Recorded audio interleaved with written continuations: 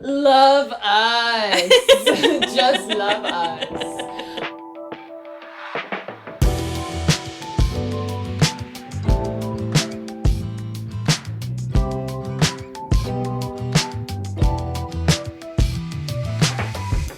Hey, this is It Has Pockets. We're back. It's a podcast about celebrating our everyday and sharing the things we're all holding. I'm Laura. And I'm Abby. Let's go. Yes. I think a lot of people were being kind and maybe just being like, I think they ditched the project. That was a fun little project for them. No, we're still here. Okay, I want to talk about how much I missed you. Aw, that's sweet. I don't feel like I had time to miss literally anybody. Okay, even myself. I felt like that until I started thinking about us doing the podcast, and then I realized I'm completely surrounded by people right now. A lot of people. Yeah. And yet, a lot of people that are my friends. Wait, back up. Yeah. Can you tell us what you did the past 6 months? So this summer, July 1st, I officially became a store owner. Air horn sound here. I now own a bead store called Be Made Beads here in Fort Worth. And I work there 6 days a week and have an employee base of, there's 5 of us together. Everyone's sort of like part-time except for me. It's beautiful and wonderful, kind of everything I've always wanted, and also so much. You don't realize how much free time you have until you have no free time, which is partially why we have not done anything. But also, I have created this really sweet place at the store. Customers are loving coming in. My sister calls it the clubhouse, and I think that's really accurate. At all times, there are people there that are just there to be there. Not like with me, but just because it's a place to be, which is so indicative of how few places there are for us to just gather and be. And that kind of goes back to what I was saying, where I realized I'm around people all the time now. Like, I'm enough of an introvert that I'm actually getting to the point where I'm needing some alone time. See, I'm on the opposite end of the spectrum. Yes. Where I'm like fully isolated. You have been. In this space where I think a lot of other parents can relate as far as being fully isolated. Where I'm super extroverted and I'm low-key losing my mind. Yeah. But here's the thing. Even with all those people around me all the time, because I'm in a store and there is some level of like hierarchy or boundaries, I actually realized the other day I haven't sat down and had a friend-to-friend conversation in a really long time. So even though, yes, my friends are coming in and all of that, I'm still on like mode of like have to jump up at any time and I have to do something, or someone else is there and we're not going to have those like conversations with that person. And so Backstreet, I actually was here. Missing you a lot. I was too. like, not only do I want to talk to Laura, but I want to do what we do together. Yeah. This happens at the end of almost every summer. Yeah. I sent out the round of texts being like, hey, this summer was kind of a lot. My mental health is at a place now where I'm finally able to pick up where I've left off, and essentially I'm sorry for losing you for the summer. Yeah. I sent that text, and one of my friends, she was like, there's no need to send that. This is what everyone feels. This is what a world of parents feel as they're getting back out of the summer. Absolutely. I feel like right now in October, I am finally at the place where I am almost fully caught up from things that I was wanting to do for myself over the summer, which is like normal, but sad and insane. Which is, anyway. Yeah, your kids are small. I mean, they're not even all out in school all the time. So even when you say that, you really only have, like 2 days, right? 3 days. Yeah, I had a friend message me the other day. She was like, you want to go out tonight and go to this little event? Thanks, Alex. I love you. Keep asking me. And I had to send her this just sad voice memo in retrospect where I was like, please keep asking me. I'm so sorry. But also, I'm only available Monday, Wednesday, Friday. From these between hours. 9 and 2. Yeah. Don't ask me in the afternoon. Yeah. And if it's the evening, it's only, and it's just one of those where at the end of the day, I'm like, oh, I'm so sorry. I'll see you in 6 months. Yeah. Yep. But one of the things I was going to say is we actually had more episodes recorded that I was going to release. Sure. Quite literally, the world changed so much over the summer that it became relevant anymore. Completely irrelevant. Right. Anyway.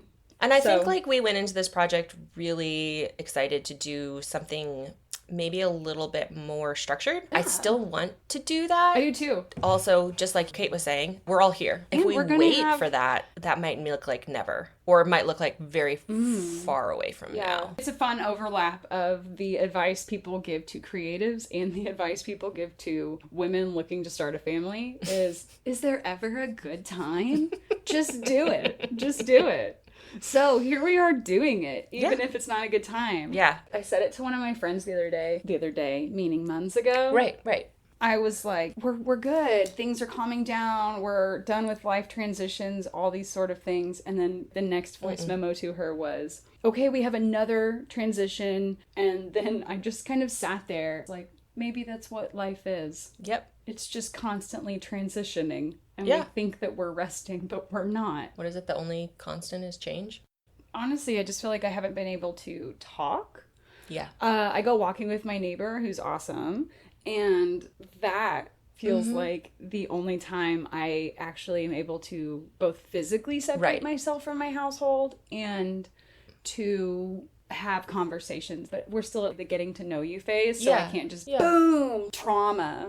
That's good. I'm glad you have a friend that actually that's not the first thing. I've told her a couple times, I'm like, I'm really sorry that you're meeting me at my most chaotic time in my life. She met me and I'm like, guess what? I just cut my hair. My weight's roller coastering. What's going on in life? Yeah. Relationships. In and out. All things. Oh my goodness. We just did an air high five. Yeah. Can you tell me a couple really cool things that happened that are not about the business, not about your family, but I want to know 2 really cool things that happened with you? Genuinely, everything that I'm doing does involve the store, so it's really hard to say that. Yeah, I get that. I think I am in a space of... I told myself I was learning myself for the last 4 years. When I was doing Abi Be Made, I was making these jewelry, I was connecting to people. I was like, it was my way of figuring out who I am and what I love. And now it's implementing it. I feel like every day I'm juggling new tasks, new techniques, new things, but also trying to remember who I am and what I want to be. Okay, so that's beautiful, but like really But like, what am I doing? Yeah, I don't know. I think I am... Like your hair, these sound like really small things. Yeah. But I feel like they're big because they're about That's you. the thing. Like being able to get a haircut on Thursday is like a huge thing because I have not been able to do anything. Like I'm getting up in the morning, I'm getting dressed, and I am going to drop off the boys and go to the beat store. Like that is it. I would also say I've been reading. Have you read anything that you liked or hated? I just read a book. It was probably the most sexually graphic book that I've ever read. Oh, really? What was that? Yeah, All Fours by Miranda. Okay. It was really interesting. I actually kind of think you might like it. Tortured woman sort of vibes. But we're reading it for like a book club, so you read some books. So I read some books. I don't know. What extra time do I have? But the store is my fun, too. Creating a little coffee bar in the store. And actually really think about that. This is actually exactly what I would want to do with my spare time. And it's low-key a dream? Yeah. Oh, yeah. It's the kind of dream that you've had for so long that now that it's materialized, you didn't realize had so many things attached to it. In good and bad ways. Yeah. Right? I think it's kind of like having a kid. The dream happens, but then you have a kid. Yeah. You know? Yeah. And so like all the parts that you were like, it's going to be like this are really not. But yet there's still that core of I am doing the thing I wanted to do or having the life I wanted to live. But it's never the same. So kind of living the dream. But the dream is different and it evolves all the time. One of the people that has been hanging out at the bead store a lot, becoming a friend, she calls herself a spiritual healer. She does a lot of crystal work, things like that. That's cool. And so she brings horoscope into things quite a bit, which we've talked about this a little bit, like is not my way of looking at the world. I'm trying to learn, but honestly, I can't just pick up a book and go, okay, I know about it now. I want an interactive understanding and guide to it. She's one of those people that's like, oh, you're this? Okay, that's why you're doing that. Like she knows all the ins and out. What are you? I'm a Capricorn, and I really feel like Enneagram did not resonate with me, but astrology over and over continues to resonate. Okay. Well, she was talking about me and one of my employees and how we both are big picture people. Like we both kind of are always looking at the big picture, but the other person is much more grounded. Like everything is a very grounded plan, whereas mine are very ethereal plans. And that's actually been helping me a ton. I'm like, oh, that makes sense. I'm a big picture person, but as soon as it gets to the point where it's like grounded in reality, my brain is like, I don't understand. Yeah. Which is exactly what you just asked me. You were trying to come up with grounded details about my life, and I was like, I don't know that I pay attention to those. So if you ask me, what was I actually doing? I don't know. I just have this ethereal, emotive... You just like float around. Space. Yeah. I mean, I create physical spaces, but only so that I can float around in a mental, emotional haze. Huh. Okay. Yeah. I'm with you. Yeah. It's a weird time in my life. All my pieces of my life are where I would want them to be, and yet every single piece is flipped over. That's how it feels. Okay, how about you, Laura?